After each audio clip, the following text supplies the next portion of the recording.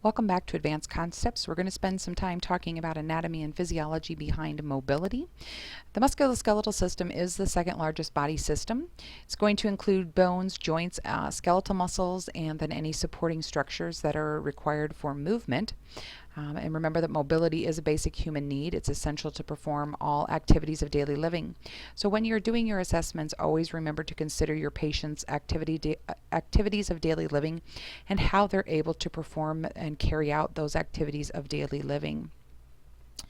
When mobility is impaired for a long time, other body systems are also going to be affected. So prolonged immobility could lead to skin breakdown, constipation, blood clot formation. So lots of different things to think about when we are considering that. So when we talk about the musculoskeletal system, we need to consider the different types of bones. So the different types of bones, long bones are going to be things like your femur. They are cylindric shaped with round ends and often bear weight. The short bones, such as your phalanges, are small and bear little or no weight. Flat bones are going to be things like your skull, your scapula. They provide protection of vital organs and often contain blood-forming cells. Bones that have unique shapes are irregular bones. So you could think of those about like your carpal tunnel bones, or carpal bones, your wrists, small bones of the inner ear. Those are going to be things that are irregular. And the sesamoid bone is the least common type and develops within a tendon. So the patella is going to be one of those sesamoid bones. The second way a bone is classified is by its structure or composition. So when you're looking, you can look at figure 51-2 that was on the first slide, and it talks about the outer layer of the bone being the cortex, which is composed of dense, compact, bony tissue. The inner layer is the medulla, and that contains spongy tissue, and almost every bone has both types of tissues but in varying amounts. The long bone typically has a shaft or diaphysis and two knob-like ends on the epiphyses. The structural unit of the cortical compact bone is the Haversian system, which is also delineated out in figure 52-1. The softer cancellous tissue contains large spaces or tuberculae, which are filled with red and yellow marrow. So hematopoiesis is the production of red blood cells, which occurs inside the red bone marrow, and the yellow marrow is fat-containing cells, and if those would become dislodged and enter the bloodstream, it would cause a fat embolism. So those fat embolisms are really more common with fracture of large bones or hip fractures. So we do need to kind of be aware of where those fat embolisms are going to be coming from. Osteoblasts are bone-forming cells, and then your osteoclasts are bone-destroying cells, and those are going to be important. Those are the deepest layers of the periosteum, or the outermost covering of the bone. The bone also contains a matrix or osteoid consisting of collagen and some polysaccharides and lipids. There's also inorganic calcium salts that help provide the bone with its strength. The bone is a very vascular tissue, and so when you think about fractures and things like that, we need to remember that we can have quite a bit of blood loss with fractures. The function of the skeletal system then lastly provides a framework for the body, allows the body to bear weight and be upright, helps support surrounding tissues, assist in movement through muscle attachment and joint formation. Again, it provides protection to vital organs, it manufactures blood cells in the red bone marrow, and then provides a place for storage for calcium and phosphorus. After puberty, bone reaches its maturation and maximum growth. Otherwise, bones continue to undergo resorption or destruction and formation at an equal rate. When you think about joints, joints is a space between two or more bones that come together. There are three types of joints in the body. There are immovable joints, such as in your cranium. There are slightly movable joints, such as in your pelvis, and then freely movable joints, like in your elbows and knees. The synovial joints are the only type are the only type lined with synovium, and that membrane secretes a synovial fluid that is good for lubrication and shock absorption. And this is shown in figure 52-2 when it talks about the structure of a synovial joint. Bursae then are small sacs lined with that line the synovial membrane and are located at joints and bony prominences, and that helps to prevent friction between bone and adjacent bones or structures that are next to it. If those become inflamed, then you end up with what's called bursitis, which can be kind of painful. When you think about the muscular system and the muscles, there's three types of muscles in the body: smooth, cardiac, and skeletal. Smooth are responsible for involuntary muscle movement. It's also responsible for contractions of organs and blood vessels, and it's controlled by the autonomic nervous system. Cardiac muscles are involuntary muscle and is also controlled by the autonomic nervous system. And the smooth and cardiac muscles are discussed within the body systems to which they belong. So if you want to read more in depth about specific muscle types, then refer back to your book that way. We need to consider the supporting structures for the muscular system. Though they're going to be very susceptible to injury, so thinking about your ligaments and tendons.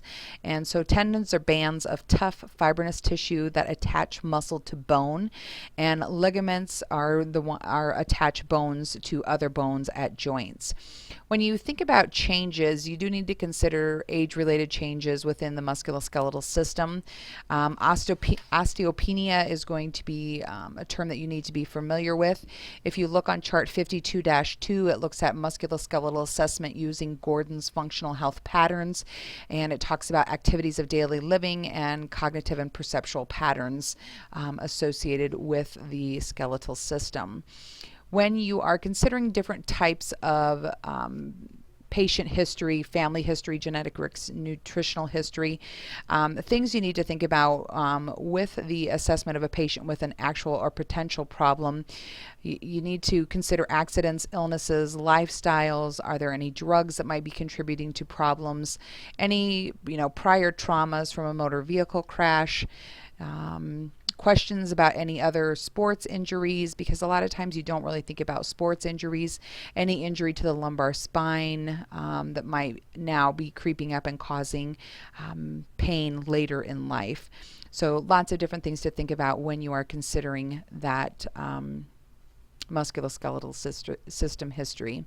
And then you will go through and do your assessment, and this will be discussed more in depth in class and will come out of chapter 52 of your Ignatius and Workman book. We're going to spend a little bit of time reviewing elimination in advanced concepts this semester. When you're thinking about elimination, we need to think about renal and urinary as well as bowel. And so just a brief review of anatomy and physiology. When you're talking about the kidneys, as far as gross anatomy, there's normally two kidneys located behind the peritoneum.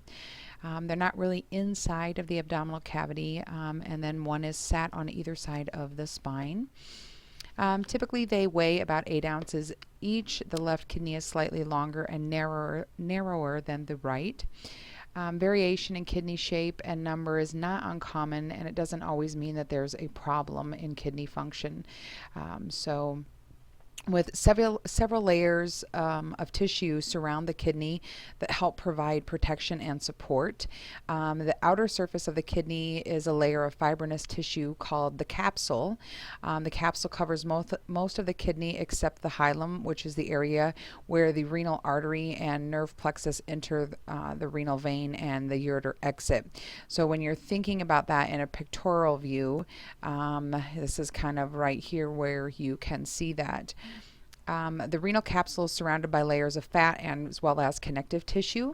Beneath the renal capsule are 2 layers of functional kidney tissue, the cortex and the medulla. So that's this little picture off to the right here. The renal cortex is the outer tissue layer and is covered by the renal capsule. And then the medulla is the middle tissue laying below the cortex in the shape of many fans. And each fan is called a pyramid, and there are about 12 to 18 pyramids per kidney.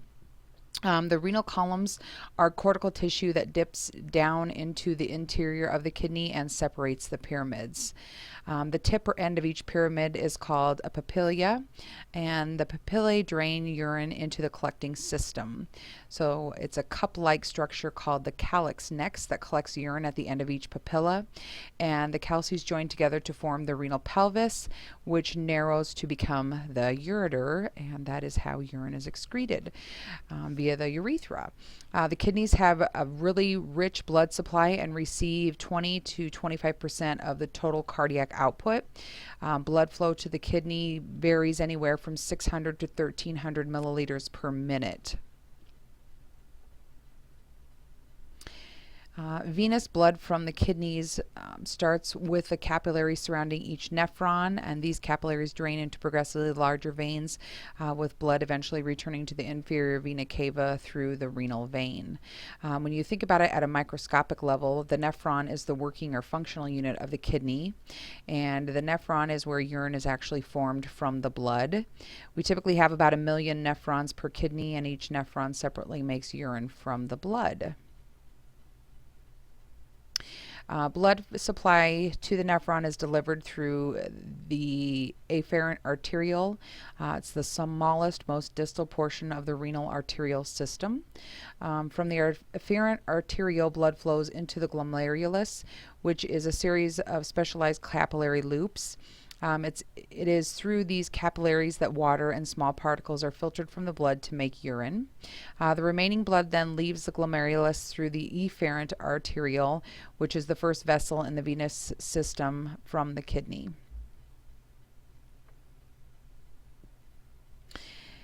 Each nephron is a tube-like structure. So when we come to this picture and start talking about the anatomy of a nephron, each nephron is a tube-like structure with distinct parts. The tube begins with the Bowman's capsule. It's a sac-like structure that surrounds the glomerulus.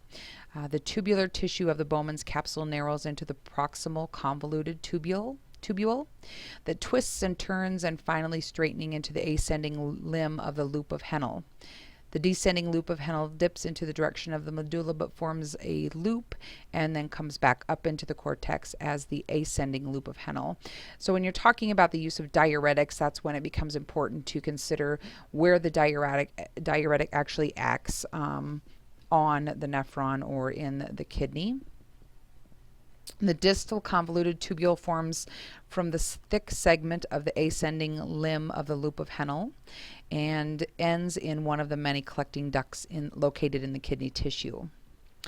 There are special cells in the efferent arteriole, and the distal convoluted tubule, and those are known as the juxtaglomerular complex. And we'll talk more about that when we start talking about renal failure and kidney disease, but it is these specialized cells that produce and store renin. And so renin is the hormone that helps regulate blood flow, glomerular filtration rate, and blood pressure. So renin is secreted when these sensing cells in the distal convoluted tubule sense changes in blood volume and blood pressure. So those specialized cells are going to be really important when we are talking about kidney and kidney function. We will stop here and continue on the next voiceover, beginning with the renal tubules, and then we'll eventually finish up with the urinary bladder and urethra.